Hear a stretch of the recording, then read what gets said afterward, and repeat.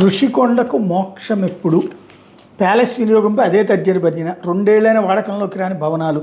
నిర్ణయం కోసం మంత్రుల కమిటీ నియామకం. 5 సార్లు భేటీ అయినా తేలని ఫలితం. నిర్వహణ కోసం టెండర్లు పిలిచిన ఏపీటీడీసీ.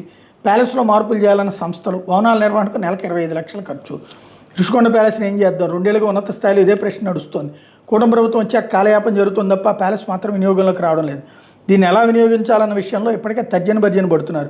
విశాఖపట్నం ఋషికొండపై వైసీపీ ప్రభుత్వాలు 453 కోట్లతో పర్యాటక శాఖ ప్యాలెస్ నిర్మించింది. 2024 ఫిబ్రవరి నెలలో దాన్ని నాటి పర్యాటక శాఖ మంత్రి రోజా ప్రారంభించారు. పైకి మాత్రం పర్యాటకుల కోసమని చెప్పిన అప్పుడు ముఖ్యమంత్రి జగన్మోహన్ రెడ్డి కుటుంబంతో కలిసి ఉండడానికి. ఇదే దరిద్రం, ఇదే అబద్ధాలతోనే బతుకుతారు వీళ్ళు.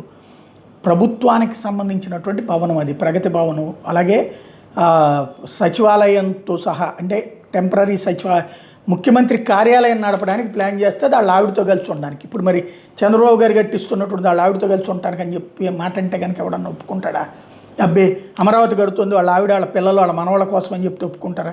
ఒప్పుకోరు కదా.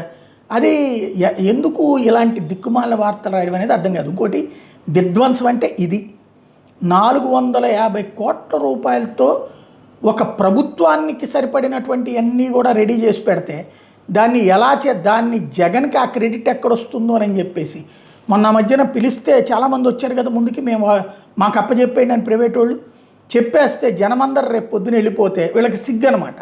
ఆ సిగ్గు తప్పించుకోవడం కోసం దాన్ని ఏమీ చేయరు, దాన్ని నాశనం చేస్తూనే ఉంటారు. దీనికి మళ్ళీ విధ్వంసం అంటే ఏదో 25 కోట్లతోనో 50 కోట్లతోనో కట్టినటువంటిది, అది కూడా కరకట్ట లోపల కట్టినటువంటి ప్రజావేదిక కూలిస్తేనేమో విధ్వంసం. ఇది 100 కోట్ల రూపాయల విలువైనటువంటి ప్రభుత్వానికి సంబంధించిన ఆస్తిని నాశనం చేస్తే మాత్రం విధ్వంసం కాదు.